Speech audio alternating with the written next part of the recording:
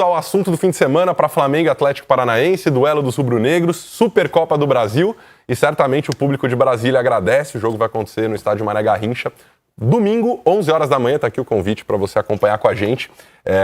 Um jogo enorme. A gente falou bastante ontem, Rafa, sobre o possível clima, né, de revanche, porque se o Flamengo passeou em 2019 no Brasil, o Atlético Paranaense foi um dos times que criou problemas para o Fla, tanto na Copa do Brasil quanto no Campeonato Brasileiro. Mas se a gente for ser um pouco mais precisos, não é o Flamengo do Jorge Jesus, não é esse Flamengo que sofreu com o Atlético Paranaense, né? Era o Flamengo de início de temporada, com o Abel, o Jesus assume naquele primeiro jogo, é eliminado, mas depois já é um outro Flamengo que bate o Atlético por 2-0 lá, por 3-0 no Maraca. É favorito esse Fla amanhã? Domingo, perdão. Eu acho favorito e o peso é exatamente esse. Qual é o Flamengo e qual o Atlético? Essa não é a melhor versão desse Atlético, porque tem perdas importantes no time principal, Gigantes. Porque não tem mais o mesmo treinador, um novo trabalho iniciando com o Dorival. Então, o que o Atlético tinha de virtude ou de vantagem, ele perde a partir do momento que passa por mudanças na virada da temporada. Ainda assim, eu acho que o que encurta a distância é a questão do início de temporada. Ser apenas um quarto jogo para o time principal do Flamengo, que só retorna das férias no final de janeiro, então está há menos de um mês em pré-temporada, e o Jesus declarou isso taxativamente, né? Os jogos do estadual são jogos de pré-temporada. São oficiais por uma questão de calendário, mas são jogos de pré-temporada. O Flamengo está dentro de uma pré-temporada. E disputar em jogo único um título de abertura de calendário no futebol brasileiro pode encurtar a distância. Ela existe hoje, né? Porque esse é um Flamengo numa versão evoluída do que foi aquele confronto entre eles, e esse é um Atlético enfraquecido com relação àquele confronto. Então a distância aumentou, sem dúvida. Para mim, o que encurta é o momento do jogo e a questão de ser uma partida única. Pedrinho, além da saída do Léo Pereira, né, o Atlético já tinha sinalizado, até com alguma antecedência, que abriria a mão do Marco Ruben e vendeu sua grande venda, a maior venda da história, inclusive, do Atlético, pela cotação do euro no momento, a venda do Bruno Guimarães para o Lyon. Ainda perdeu o Cirino também. E ainda perdeu o Cirino. Enfim, me parece que as outras posições, às vezes você consegue encaixar aqui e ali. Bruno Guimarães é uma peça insubstituível nesse momento, né? Qual o tamanho do prejuízo dentro de campo para o time, psicologicamente e com a bola rolando mesmo? O Bruno é um jogador que elevou o nível do Atlético junto com a ideia de jogo que já existe lá, a qualidade que ele tem realmente é muito boa. Um ponto positivo do Atlético é que ele já tem uma ideia fixa de jogo desde as suas categorias de base, então todos os jogadores que sobem para a categoria principal, que são da base, e chegam ao profissional, eles já sabem a ideia de jogo. Os jogadores que chegam têm que se adaptar rapidamente. A contratação do Dorival, na minha concepção, eu acho que o Dorival vai se adaptar muito mais ao modelo de jogo do Atlético do que jogar da forma que o Dorival pensa. Do que o Atlético se adaptar ao Dorival, exatamente, por exemplo, né? Mas com relação ao Flamengo, eu vejo o Flamengo muito acima. Muito acima. Não só do Atlético Paranaense, mas das outras equipes. A gente já falou isso aqui algumas vezes. Todos os movimentos que os jogadores fazem são pensados, todas as ações que os jogadores fazem são treinadas. Eles sabem o que eles vão fazer, para onde eles vão correr. Então isso é muita organização. Em pouco tempo, o Jorge Jesus conseguiu algo impressionante e é avassalador, assim, quando o Flamengo começa a amassar o adversário dentro do seu campo. Até com relação ao jogo do Fluminense, eu acho que no segundo tempo ficou vulnerável justamente por isso. Era o terceiro jogo, falta caixa, e aí as coisas vão fluindo de outra maneira. Mas em condições normais, o Flamengo atropela novamente. Essa é a realidade, porque o jeito que joga é um jeito muito agressivo, sufoca, com as ideias muito fixas, e o desgaste do jogador é muito menor quando ele sabe o que vai fazer. Tem time que você vai botar aí, pode buscar aí, eu nem sei, né? Não trabalho com estatística, gosto delas algumas vezes, mas não trabalho. Mas se você botar, muitas equipes correm mais do que o Flamengo no jogo. Pode porque botar. A bola corre pro Flamengo, né? Não, porque eles correm certo. Na linguagem boleira, o Flamengo corre certo, as outras equipes correm errado. Os jogadores sabem o que vão fazer. E o campo efetivo de jogo do Flamengo é menor do que o das outras equipes, com e sem a bola. O tempo todo a equipe viaja junto. Então, assim, a linha de defesa vai estar grudada na linha do meio-campo. E se perder a bola, o time vai andar o correto. O time não vai se descompactar com a linha de defesa, é o que o Pedrinho falou. O cara, na bagagem dele, de jogador profissional, perdeu a bola, corre para trás. Isso não acontece com o Flamengo, é muito raro. Nervoso. Você corre para trás no momento certo. E identificar o momento certo vem da alavanca do cara que tem a bola, se está coberto ou descoberta, que o Petrinho já citou várias vezes a questão. Então, assim, é tudo muito estudado, é tudo muito organizado. Então, o campo não tem 105 por 68 nos jogos do Flamengo.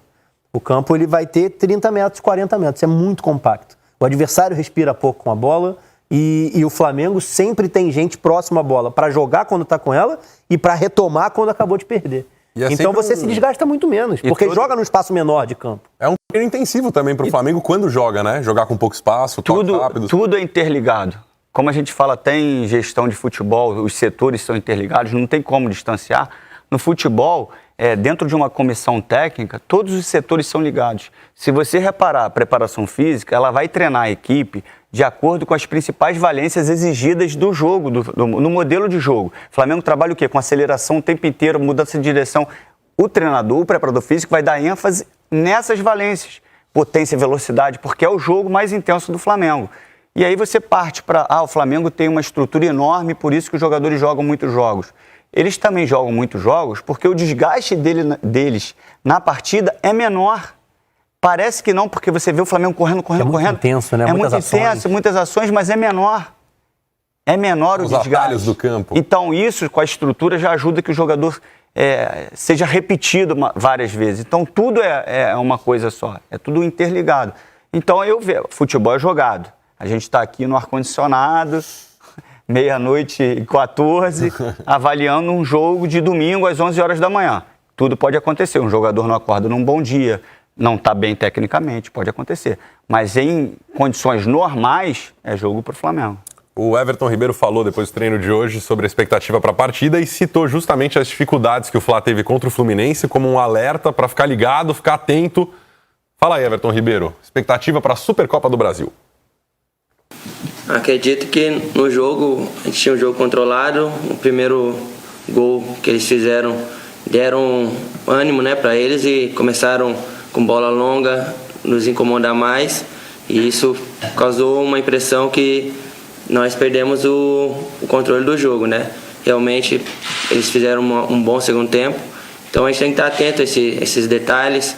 É um jogo que, quando tiver ao nosso controle, não darmos vida, né, novamente para o adversário, poder controlar sempre, e a gente pode usar isso na final também, poder fazer um bom jogo com a posse de bola, marcando em cima e aguentar o máximo, né, porque é uma final, a gente sabe que tem que jogar os 90 minutos em alta intensidade para a gente poder trazer essa taça para a gente. Ontem a gente citou aqui no Troca a troca de peças na defesa do Flamengo, diferente do jogo com o Flu. Saíram os dois, né? Tanto Gustavo Henrique como... Me escapa o nome. Rodrigo. Como o Léo Pereira, que fez o jogo do Flu, para o Rodrigo Caio, que volta agora da lesão, e o Tuller. Hoje, há pouco, na verdade, saiu uma informação decisiva do STJD de que a pena do Gustavo Henrique foi convertida. A gente explicou ontem aqui no Troca de Passes. O Gustavo Henrique ainda tinha um jogo de suspensão por uma expulsão no Santos contra o Avaí no Brasileirão do ano passado. O Santos conseguiu um efeito suspensivo, ele cumpriu o resto do campeonato e teria que pagar esse jogo agora, mas o Flamengo conseguiu que a pena fosse convertida em algo que é mais legal do que um jogo a menos do que o Gustavo Henrique, R$25 mil em cadeiras de roda para a Associação Brasileira Beneficente de Reabilitação. Então, o Gustavo Henrique, imagino eu, deve ter atrapalhado um pouco os planos do Tuller de atuar aí na final da Supercopa do Brasil, mas é uma grande contratação, né? Um zagueiro excelente, fez uma temporada muito boa no Santos. Mas eu acho legal que as primeiras palavras do Jesus passam muito por essa ideia do jogo coletivo e de uma adaptação. Isso porque o Gustavo Henrique, ano passado, foi treinado pelo Sampaoli, que já foge um pouco do padrão em termos de altura de linha de defesa, de reação, de bola coberta e descoberta. Mas o Jesus pareceu um pouco incomodado, isso ainda no jogo contra o Resende, foi o primeiro jogo da equipe principal.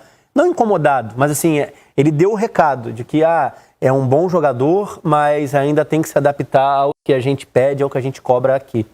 E eu acho que isso está muito claro, assim. E é o que talvez possa ainda aproximar também. Se eu comparasse os dois individualmente na nossa realidade, no futebol brasileiro, eu prefiro o Gustavo Henrique do que o Léo Pereira.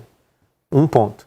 A partir daí, eu acho que eles partem, não do zero, mas eles partem de uma posição muito parecida para se afirmar para o Jorge Jesus. E é por isso que eu ainda vejo a disputa na zaga do Flamengo em aberto. Vai ser no treino que se decide isso. O próprio Pablo Mari melhorou muito, né, sob o comando do Jorge Jesus. Pelo menos o que a gente viu dele de início de temporada até o... Que o Mari foi contratado a dedo por dar a resposta ao que o Jorge Jesus queria. Porque joga lá fora, porque está mais ambientado a esses conceitos pedidos para a linha de zaga. Não é porque individualmente ele é indiscutível. Tanto que a gente falou aqui sobre o movimento do Arsenal no mercado, isso me causou estranheza. Um time do Big Six, né, os 6 principais times da Inglaterra, vindo no Brasil buscar um zagueiro. Tudo bem, ele fez base, trabalhou com Arteta, mas não sei se ele dá essa resposta nessa exigência. Né? Exatamente. Então, assim, para o futebol brasileiro e para uma questão específica de dar a resposta ao que é pedido pelo treinador, foi uma jogada, uma atacada de mestre do Flamengo. Porque individualmente talvez ele não seja mais zagueiro do que esses que a gente está debatendo agora. De qualidade de jogo, de qualidade individual. Eu Pablo Mari, só que individual ali. O conhecimento dele, coletivo, dos conceitos que o Jesus apresentou, estão acima do que o jogador brasileiro vai entregar. Muito pelo que o Pedrinho falou. Porque desde os 10, 12 anos de idade, não estou nem falando de uma super carreira longa, porque são jogadores jovens ainda, sim, mas que ele sempre jogou bola de uma maneira. Perdeu a bola, corre para trás. E para mudar o jeito, leva tempo. E para mudar o jeito e estar adaptado e ajustado coletivamente ao que o restante da equipe também faz dentro do jogo. Seguro exatamente. Fazer aquilo tem que virar algo, tem que virar algo intuitivo, né? Você tem que assimilar Reflexo, e tem que ser automatizado, mas tem que ser intuitivo. O cara tem que fazer aquilo de maneira natural. Não é fácil mudar uma bagagem dessa forma. E, cara, isso é quase chato, na verdade. Mas eu tive uma aula nos cursos da CBF com o professor Alcides Scaglia, e ele falava sobre como você insere uma nova informação no cérebro. E o exemplo é legal porque traz para algo prático. Abrir um caminho na mata. Que a mata está fechada, abrir aquele caminho é um parto. E depois que o caminho está aberto, todo mundo trilha o caminho que está aberto. Perfeito. E que para conseguir abrir uma nova trilha e apagar a anterior, dá um trabalho danado. Porque já foi solidificado como comportamento intuitivo, como algo automático, a trilha que está aberta. E na tua cabeça aquilo ali é o certo. Até você entender, se convencer de que não... em cima disso, dando continuidade ao que o Rafa fala, assim, até em critério de ideia de jogo e processo, enfim,